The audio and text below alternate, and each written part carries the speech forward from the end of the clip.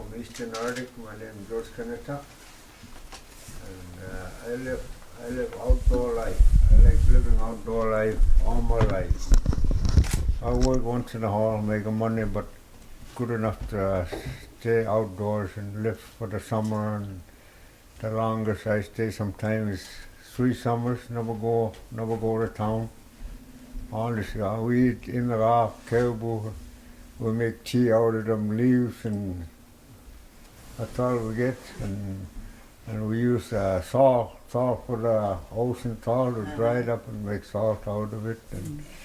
And all my life I was brought up like that, and I was just 8, maybe 9 years old, and I started traveling around with my granddad. And next thing is, it's taking me along. I was maybe 7, 8 years old, maybe, and kayak. How you come to? How you come around here? Oh, I started from Amos Bay with Nutchillick, all the way to Johnny Newberg. Reed Island. I was born from Reed Island in 1947. Yeah, and from there we go with that Nutchillick to Reed Island. From there, from Reed Island was that coming this way dog team. Yeah, living summertime. Maybe some places, maybe summer or 2 summers, and slowly coming this way, looking for a place where we could hunt animals, and the east. And I'm from Coppermine, right? But we're from Coppermine, but it's too far to hunt. The other thing is, my grandparents started looking for a closest place to hunt. Yeah, that's why coming this way. We ended up in first in summertime, and we're hungry for a while, one whole summer maybe, and we're eating caribou's dropping and old seal skin.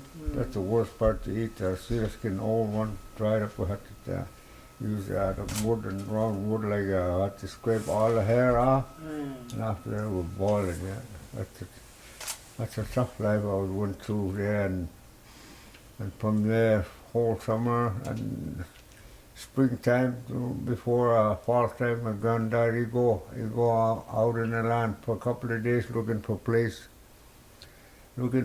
to hunt.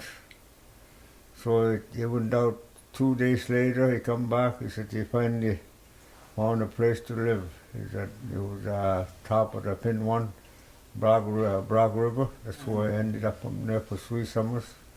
All the dogs get good shape from there, make all the dry meat, everything, fish, and stayed there 3 summers. From there. We started moving this way, and we started to get better shape, yeah.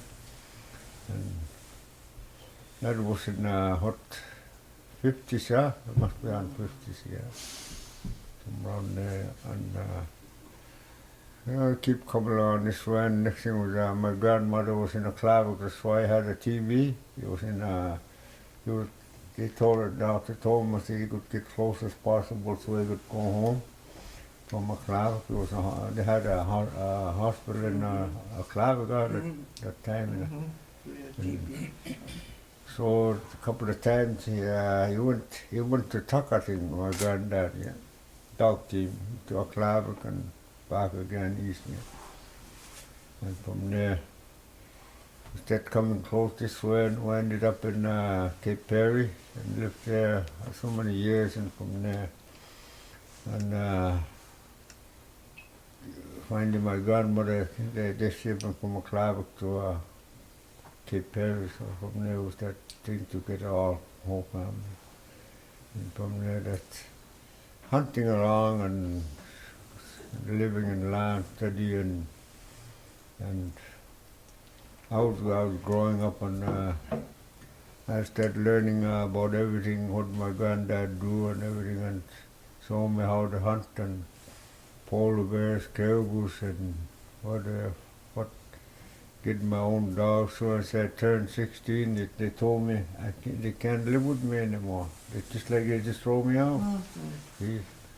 When you get to that age, you can't live with your parents anymore, your family. You got to be on your own. That's how I ended up on living outdoor life once in a while, but work once in a while too. But just you know, it's hard to keep your family when you're working at the same time. You get so much money and all at once in a week or maybe a week or two and disappear again. Your freezer, your fridge is empty again, just like, you know, so expensive everything. And those days the Hudson base was Cape Perry was so, you know, you get just small little candies and 1 cent or whatever, everything's cheap. Today it's pretty tough to live, to buy anything. And the way I smoke 1 pouch a day. That's it costs $53 a day. That's what I smoke. Yeah. And about maybe 5 pouches a month. That's what I smoke. Yeah. I enjoy life, and I live in Brock River. Make myself a home there. And last spring they finally Christmas. How you call they totaled my camp. I'm going to try to fix it back next summer. Yeah. Every summer I live there. Yeah. So. And first time we're coming this way and from Inman River. One time we walked up, me and my granddad. Walked for maybe a day and a half. We further up land looking for caribou and finally we ran into some kind of a little plane. The small plane got 2 engines, and they got guns. They got guns in the wings and one in the front. We ran into that. I don't know how far from the ocean. Yeah, there must be about 15, 20 miles. I don't know how far we walked, but I was just a young guy, and so just. And when I look through the front of that plane, I see skeletons and they're inside that plane yet, straight bones left there. Must be, I don't know what year those are, they had a war, right? Yeah, and must be on 40s or I don't know what time they had our last war, yeah. And that, I don't know, maybe the planes there look like nobody ever pick up those bodies in that plane. It's, you know, just warplane. Do you know the one they used to be in Cape Perry long ago, the small little engine? Look like they got 2 tails in the back. That's the kind was in the land crash. Yeah, you got guns in the front, one in the back. Yeah. From there, got 2 dead bodies in there, and looking through the windows, but the windows is all smashed up. But they're still in that. they had Belt. yeah, but all the joints are just like must be not too long ago. I don't know how many years before us and before me. Maybe they crashed there. I don't know what time they were having last war. Must be on 40s. Must be on there. War ended 45, Yeah, so it somewhere must have on been. there. Yeah. And next thing was that running into German. They must be running from Russia. They're going east. They're going east. Yeah. You ever report it? Huh? You ever report it? No, never reported. It's just like they want to live like us, huh? So there's nothing wrong with them. So they're friendly. They're hunting and everything. They're moving pretty easy. Yeah. One guy was in the Inman River. He took one guy's wife. He took out with it. Pretty easy. Yeah. He took the guy's wife and took out. Yeah, that's the funniest one drive. Yeah. One at night, they must have figured out. In the dog, the husband was still sleeping, and I must be having a nap. Next thing, when he get up, he said he got no more wife. German took his wife. Guys too.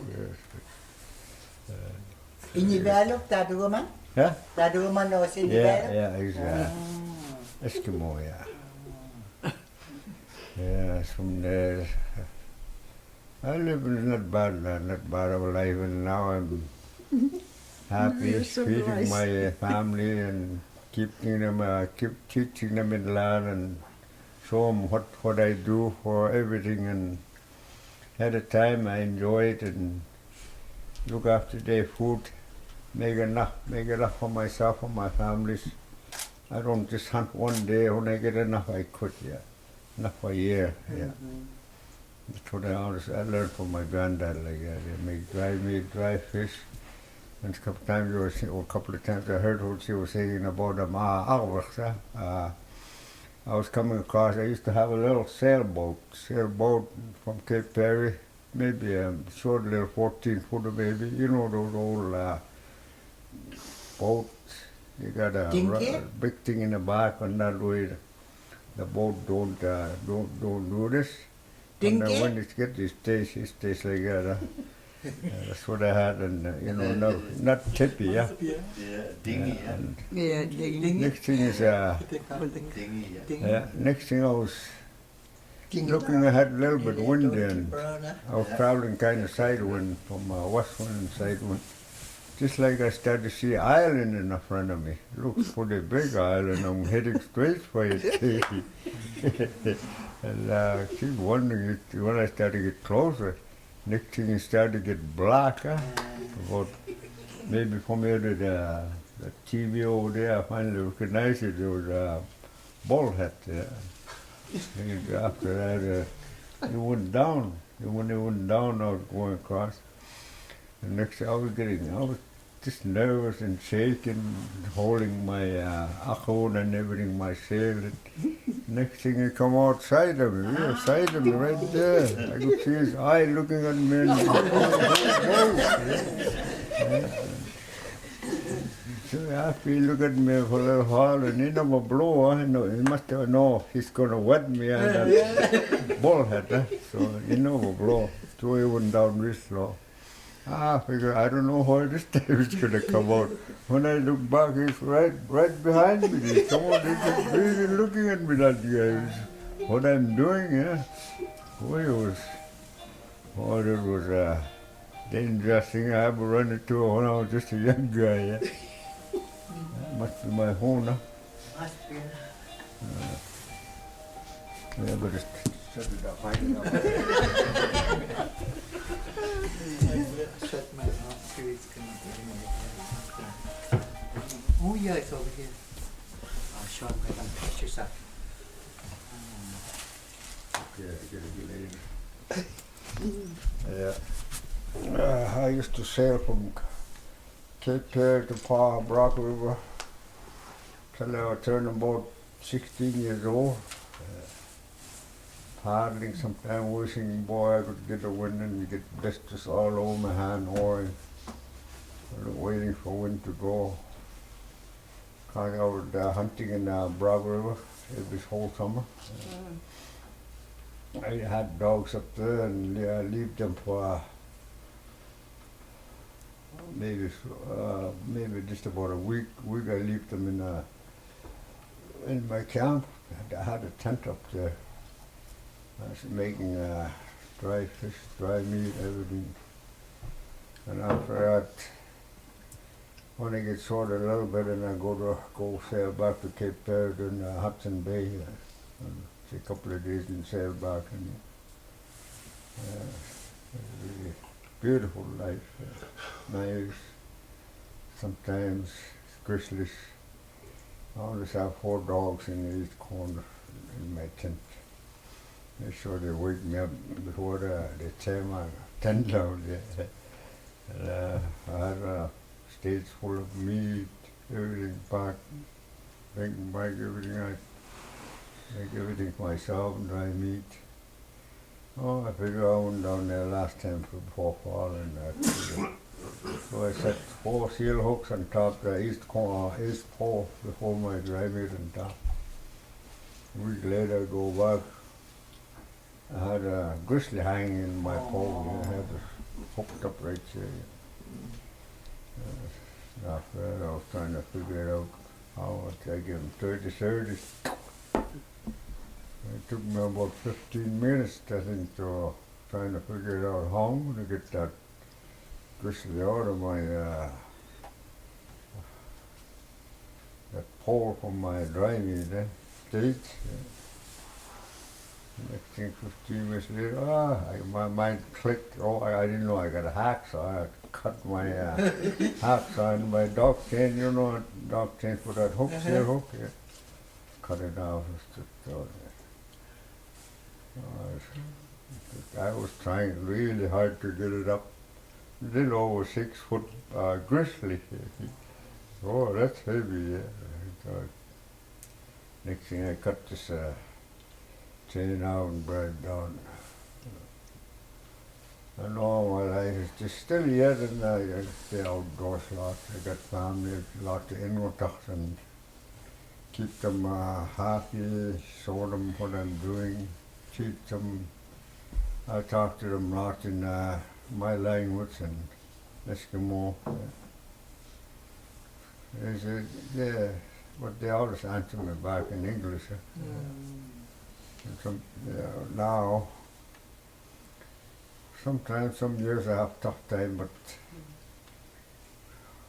I was a couple of years ago, no, 3 years ago, I was started handling, 15 years maybe, I was handling tours, tour outfitting, and this year I kind of quit because I get tired of just like handling a big babies. The last one I handled, I had to dress him up, I had to make him go bathroom and dress him up. Yeah. Big babies, yeah. I can't take it anymore. Yeah. Good money, but and the guy wanted to come back after next year. No, I told him no. I don't want to pamper change you again. So no more. Yeah, so.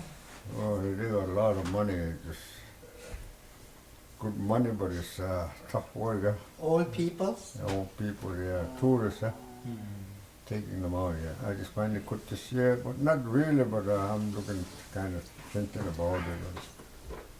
I need a good rest and handling too many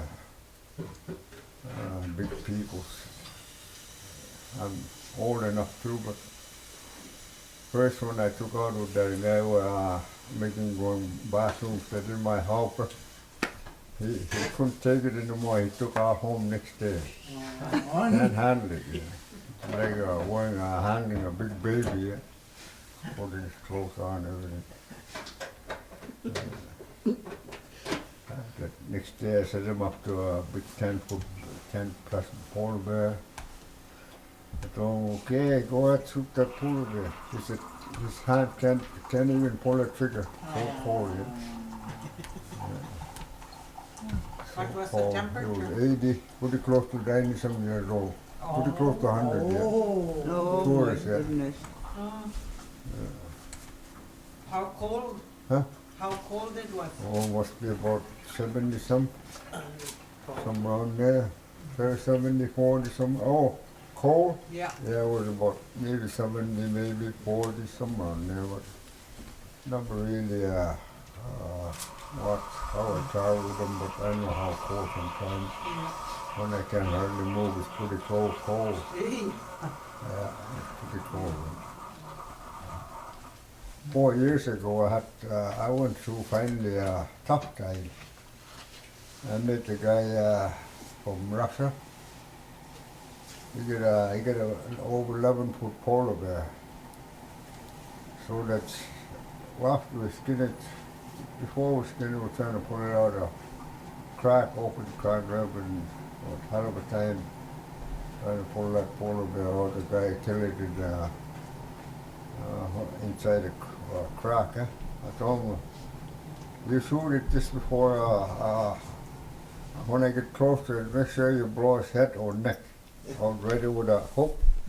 Then he made from here to there. I was ready with a hook. I tried to handle that tourist. Go ahead, shoot it now. As soon as he shoot it, I go hook it, and it was over 11 foot. We had a hell of a time. Two skidoos who couldn't pull it up because not enough knowing ice. After we skin it, after that, we start going home. And next thing, sun get down on this side. After I was cruising, next thing all at once my skidoo, I went like this for a little while. The first one, okay, I went through. But the second one, I just lost. Sled makes everything quick. And I know I got off right away, and I went up to here, rolled out. I just broke my way into solid ice after I climbed up. Look at my hopper. My hopper. It was a good thing he was on the sled. I was kind of worried about him. I worried about him just so I get out of water pretty quick. I didn't want him to get wet. Didn't want to get both of us get wet, and one got to survive. So I made it okay, and I told him, okay, round up a rope me from here to you. Rope from that far, yeah. It was on the sled, 2 gas tank and 2 in the back and 2 in the front, empty one. He was keeping him up and the skidoo down below. I was really getting wet. And I told him to run up the rope and throw it to me. First one, the only one, little ways. Little ways, never get close enough work. You got to make it quick. Hurry up, you got to get out of there before you get wet. So he rolled up again to throw it. Next thing you get closer. Oh, it was so tough. The third one, they finally made it, yeah. Had to pull him slowly. The skidoo in the bottom hanging from the sled. 2 gas tank and 2 in the back. And the good thing, that sled never go like this. Quick. Kept my partner away from getting wet. Oh, I was really happy. I pulled him up, pulled the sled. I can let him get out of there. So I had to get me into the mine ice. Tied up. Finally, a skidoo went down, a sled went down, yeah. I made it double right. Three of us in that little short track. Short track, yeah. Short track. I could hear them. I know I got to go really cruise on those young ice. You know, very thin ice. Got to really pull out. Next thing when I hit the ice, I could hear, they holler, yeah. They're hitting that bumming that short track. Low speed left. I thought we were going to all that stuff. I know my feet was getting wet, but I only got wet here, and it's all here. Yeah. And next thing is, I told them all the time, boy, the tourists, oh, they scare here.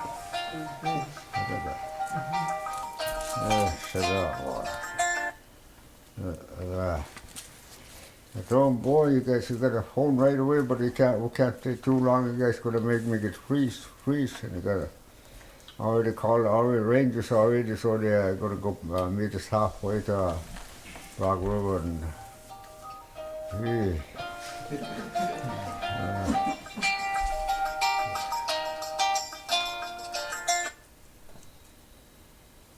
okay. And about 5 skidoos finally kept meet us halfway. We already in land. Yeah. 3 of us double riding in that short track. 500, 550. Yeah. Oh, this guy there, we don't want to give up. He wanted me to quit. And I made it after that, yeah. But there's a Russian guy took out with me. Was a really understandable young guy, maybe 36 years old from Russia. Yeah, he enjoys life, but he was not too happy about that 11-footer come off the sled, went under the ice here. You know, the head is so big, so big. And when the sled get wet, the rope must expand a little bit and the tarp gets sleepy. When that sled went down like that, and the polar bears can just slide out of that sled. Nice big bear. But he was okay. I told him, boy, I don't feel too good, and I had hell of a time with you. I know you got your polar bear, but he said you worse than me because you in the water. He said that's at least you made it up, and I'm happy. Yeah. He said don't worry about that polar bear. Yeah, that was part of my life, and now today, even I hunt all the time. So I used to live in a tree line one time, and I would let a greenhorn all the time about trapping in a tree line. I didn't know what Martin did. I know I bought a bunch out of greenhorn, and I bought a bunch of seal oil and everything, offshore and everything, and hang them up in the tree. Yeah, every time I check, nothing. No Martin, no nothing. Yeah. Do that for a month. I get pissed out a little bit. So I would, I see two muskog. I shot him in the leg. I wait for a week later. Got them, I want to take a shoulder off and cut it up in my traps. Get Martin every day after that. They didn't like oxo. Yeah, they thought I was crazy. I get Martin. Yeah. After that, I quit tree line. I stayed in open country. I lost some of my feet. Some of my toes I lost. So I walked 50 miles in 2.5 days. So that was end of it for me for tree line. Yeah. So Indians up there told me that no. He told me not to give up. He said, "Don't give up." He said, "You're gonna get good in some days. You're gonna get better life." I told him no. I went to Gaston Lake. People there, how you call that?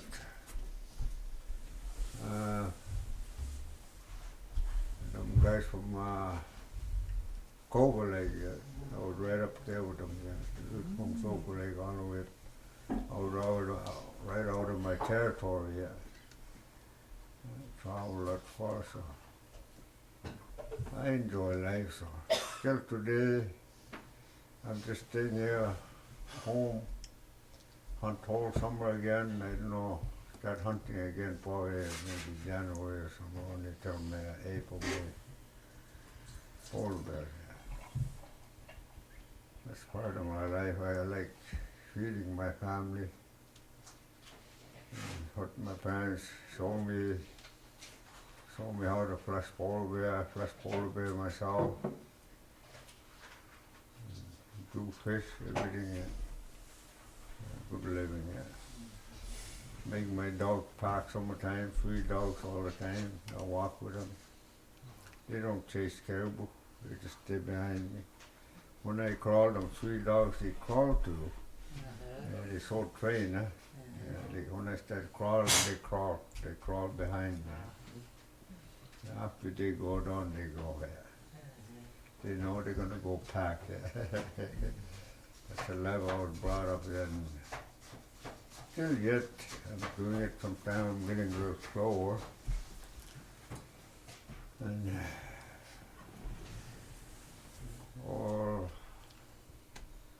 used to work for oil companies a lot, and Esso and Shell, and I make so many thousand out of those, and next thing is I go home, finish quick, yeah, not like animals. Huh?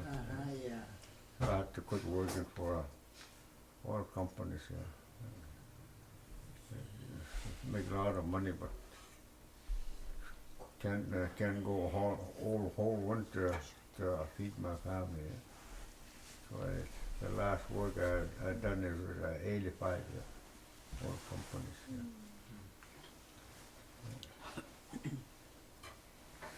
That's part of my life, so that's once in a while. Maybe I tell some more, maybe sometime.